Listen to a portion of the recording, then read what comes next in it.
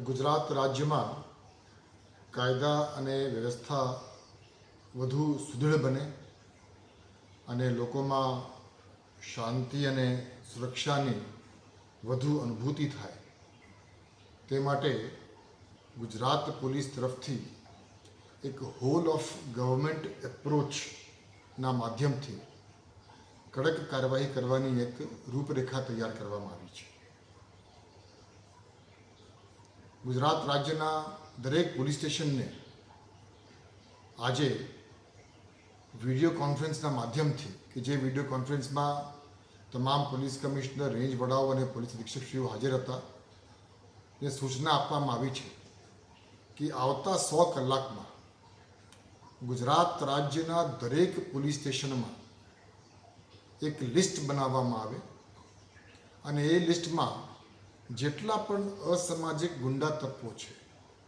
એ પછી શરીર સંબંધી ગુનાઓ સંકળાયેલા હોય, પ્રોહિબિશન બુટલેગિંગ સાથે સંકળાયેલા હોય, જુગાર સાથે સંકળાયેલા હોય, મિલકત સંબંધી હોય, ખંડણી ગુરાવણી હોય, એ તમામ પ્રકારના અસામાજિક કૃત્ય કરનાર વ્યક્તિઓની યાદી દરેક પોલીસ સ્ટેશનમાં આવતા 100 કલાકમાં તૈયાર કરવા માટે સૂચના દરેકને આપવામાં આવી છે. 100 કલાકની અંદર આ લિસ્ટ તૈયાર થઈ ગયા પછી એ તમામ લોકો વિરુદ્ધમાં હોલ ઓફ ગવર્મેન્ટ એપ્રોચથી કડક શિક્ષાત્મક કાર્યવાહી કરવા માટેની પણ વ્યૂહરચના તૈયાર કરવામાં આવી છે. આવા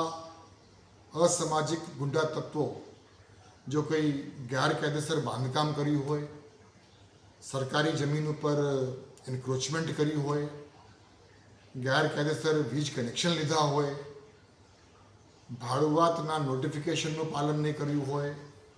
અગાઉ ગુનામાં પકડાયા હોય, જામીન મળી હોય, જામીન રદ ન થયા હોય તો જામીન રદ કરવા માટેની એ તમામ પ્રકારની અલગ અલગ પ્રકારની કાર્યવાહી પોલીસ એમની રીતે અને સ્થાનિક મ્યુનિસિપલ કોર્પોરેશન કે નગરપાલિકા કે ગ્રામ પંચાયતને સાથે રાખીને કડકમાં કડક પગલાં લેવા માટે આજે દરેકને સૂચના આપવામાં આવી છે. ગુજરાત પોલીસ કોઈપણ અસામાજિક કૃત્યને ખૂબ ગંભીરતાથી લે છે અને ખાસ કરીને એવા પ્રકારના બનાવો જ્યારે બની જાય છે કે જેના કારણે આમ જનતામાં એક ભયની લાગણી ફેલાય છે, તે ખૂબ ગંભીર બાબત બની જાય છે. એટલે આ પ્રકારની પ્રોએક્ટિવ પોલીસિંગના માધ્યમથી જે લોકોની વિરુદ્ધમાં એવા પ્રકારનો ભૂતપૂર્વમાં ઇતિહાસ રહ્યા છે, એ તમામ લોકોને શોધીને એનો ડોસિયર તૈયાર કરી અને એના વિરુદ્ધમાં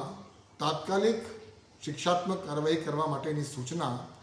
આજ રોજ વિડીયો કોન્ફરન્સના માધ્યમથી દરેક પોલીસ કમિશનર, દરેક રેન્જ વડા અને દરેક પોલીસ અધિક્ષકશ્રીઓને સૂચના આપવામાં આવી છે.